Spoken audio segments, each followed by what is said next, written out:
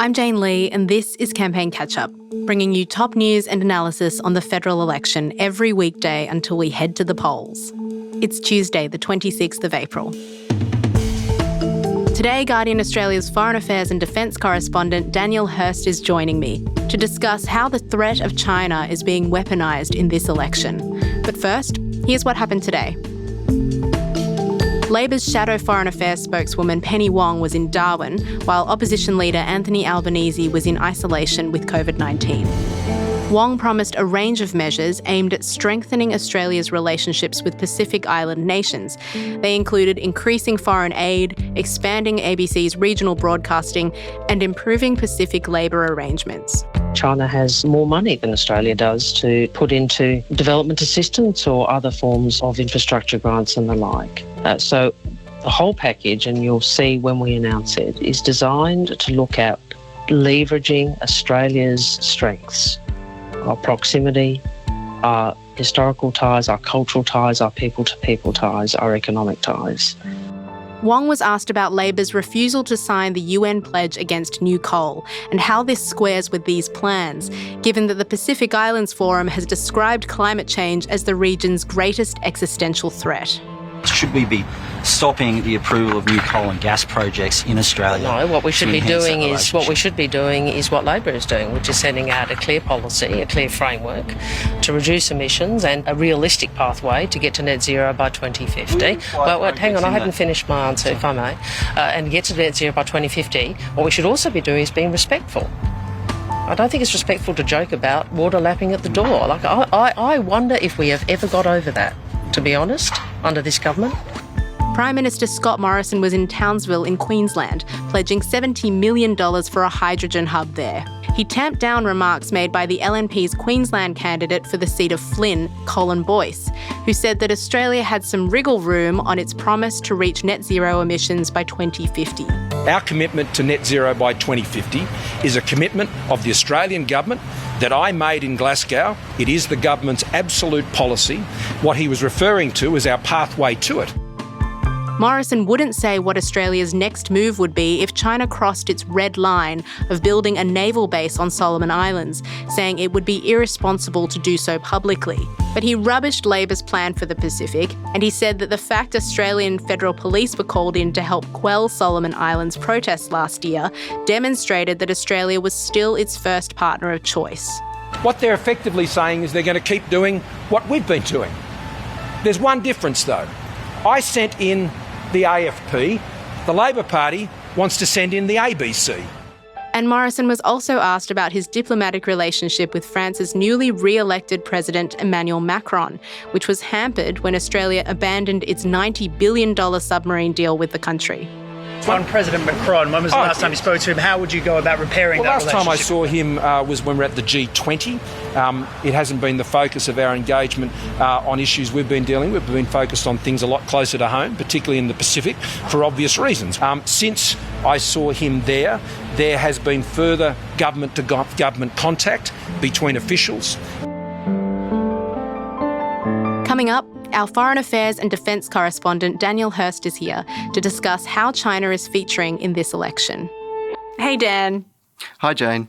So, Dan, we've heard an awful lot about foreign policy in this election so far. Labor's today pledged a range of measures aimed at increasing our influence in the Pacific, now that there are these fears of a potential naval base on Solomon Islands. How effective could these be in practice?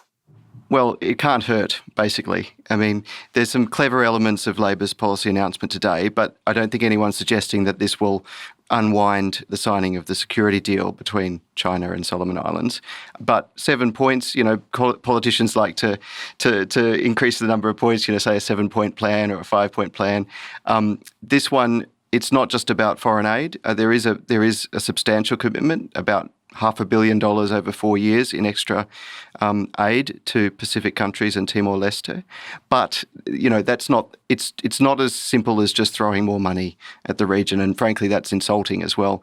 And there's some clever elements in the package. One is about boosting regional broadcasting, the sort of soft power levers that we don't hear so much from the government about. There's also some reforms to seasonal worker programs. We've heard a lot of problems with exploitation of workers under that. So importantly, Labor has said that they would be increasing protections for workers under that as well. So that's really important in sort of assuring the Pacific that we don't just see workers as expendable there. And the other really, really important point of Labor's plan is on taking the Pacific's concerns about climate change seriously, because repeatedly the region has said that's their top security concern. It's an existential threat, and they haven't seen Australia taking their points seriously. So those are really important elements. Of course, it won't unwind the deal, but it can't hurt. Mm-hmm. And what's your assessment of the coalition's approach on this issue? We have Defence Minister Peter Dutton saying on Anzac Day that we need to prepare for war, while the Prime Minister is saying we're doing as much as we can to keep this good relationship with Pacific leaders, including Manasseh Sogavare from Solomon Islands.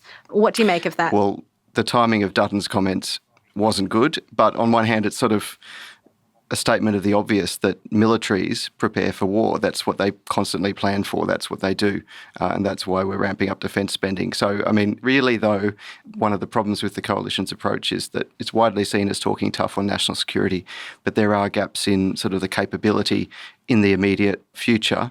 And the other thing is the coalition does point to its own aid funding to Solomon Islands, its own sort of provision of assistance after the unrest in November that Australia was called on first under the bilateral security treaty that we have with Solomon Islands.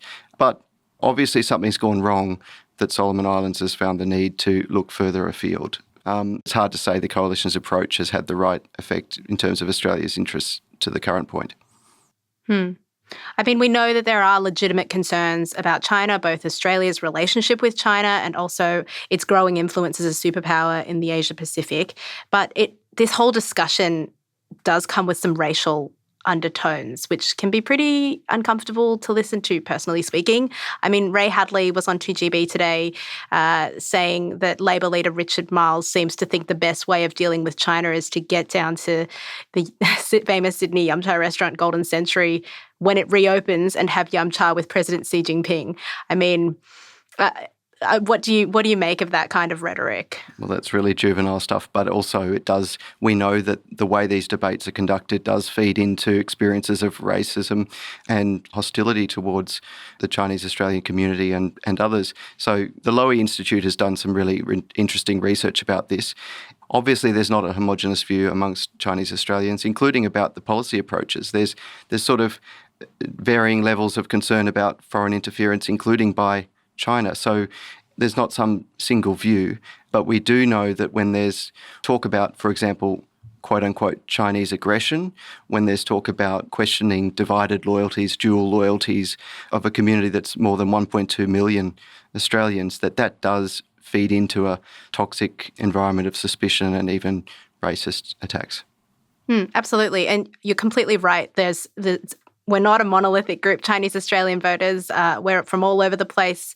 China, Malaysia, Hong Kong, Indonesia, so many more places, and we all have completely different, there's probably as many views on China in the Chinese Australian community as there are people. So, Dan, how do you think Chinese Australian voters are served by the politicisation of Australian foreign policy on China?